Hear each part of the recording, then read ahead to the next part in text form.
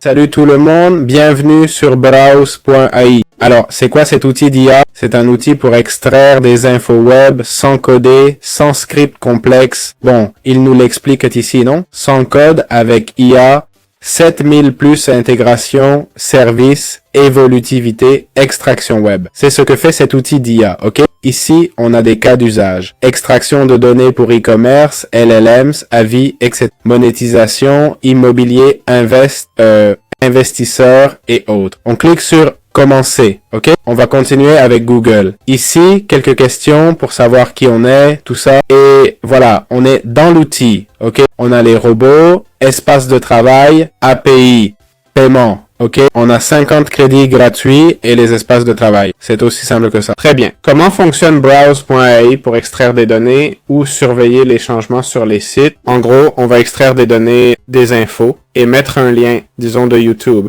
Non? Voyons quelles infos il extrait. J'ai pris cette vidéo, par exemple. Ok? Tu as 375 abonnés, c'est fait par Spatial Notes, etc. Je ne sais pas quelle chaîne c'est, hein?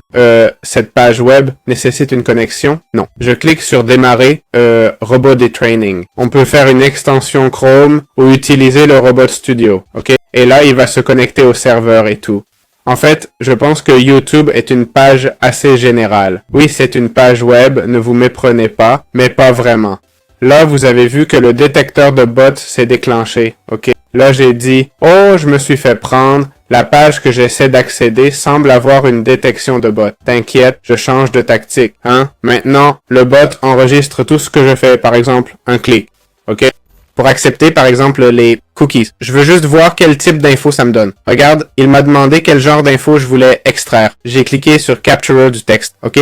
Et quel type d'info veux-tu que j'extrais? Eh bien, juste le texte. Là, je dois choisir ce que je veux qu'il extrait. Par exemple, je veux qu'il extrait le titre, texte visible. Je veux qu'il extrait le nom et les abonnés, texte visible aussi. Et puis, qu'il extrait les commentaires même, non?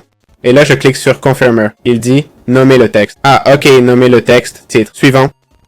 Chaîne. Là, j'aurais dû les mettre séparément. Non? Et ici, commentaire. Ok. Et là, j'ai ça. Et je peux cliquer sur enregistrer. D'accord? Voilà, je clique sur terminer. Le bot est formé et c'est prêt. D'accord? On clique sur enregistrer, détails vidéo et le bot est créé. C'était rapide et facile, non? En plus, un seul crédit par tâche, c'est plutôt avantageux. Ici, on peut aussi créer d'autres bots pour faire le suivi, c'est similaire, l'extraction de données, mais en continu. Et voilà. Bien, passons à la tarification de Browse.ai. D'accord? On commence par 20. Ah, c'est le forfait annuel. Passons au forfait mensuel. Ah oui, bien sûr. Ah, mais il donne plus de crédits. Attends.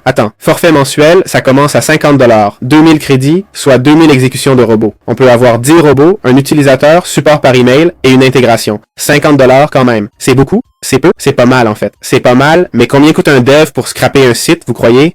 Et pouvoir l'exécuter en local. C'est-à-dire, vu comme ça, c'est pas si cher. Ça dépend de l'usage et de la rentabilité qu'on en tire, hein? Ça me semble correct pour 2000 crédits par mois. Moi, j'ai 50 crédits, j'en ai utilisé un seul pour scraper toute une page YouTube, par exemple. Bien sûr, si tu veux scraper 10 000 pages, ça te coûtera 300 € par mois. Après, chacun décide selon son budget ce qui en vaut la peine. On va aussi jeter un œil aux avis, ce que je fais rarement pour être honnête. Et on voit qu'il n'y a pas beaucoup d'avis. Tiens, allons sur G2, ils ont pas mal... Ah, ils ont 3,2 sur Trustpilot, ok. Il y a, je ne peux pas me connecter. Bon, rien de spécial, hein. Je ne peux pas annuler mon abonnement. Et le support leur répond, c'est bien. Le support répond à nouveau, bien. Ok, donc ils ont un bon service client. Ils ont 3,2, mais ce sont seulement 7 votes et quelques avis un peu biaisés, hein. Ensuite, sur G2, les avis sont bien plus pros, venant d'utilisateurs vérifiés et tout. On a 4,8 étoiles, donc ça a l'air très prometteur, hein? Très bonne fonctionnalité, facile à utiliser, mon scraper préféré. Franchement, d'après nos tests, c'est clair que ça marche très très bien. Voilà, c'est tout ce que j'avais à dire.